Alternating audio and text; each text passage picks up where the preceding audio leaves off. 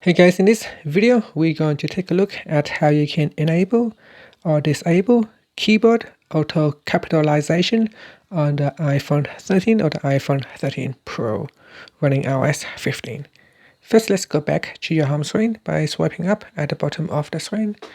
Then on the home screen, tap on Settings.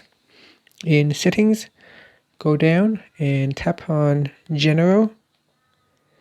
Next, go down and tap on Keyboard. And in here, go to the All Keyboards section and tap on Auto Capitalization.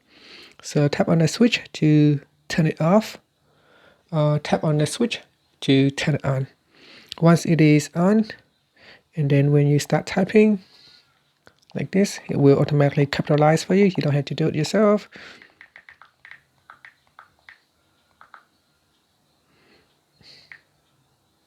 You can see here, as soon as I put a full stop on, and then I start to continue to type, it will automatically capitalize the first letter in the word.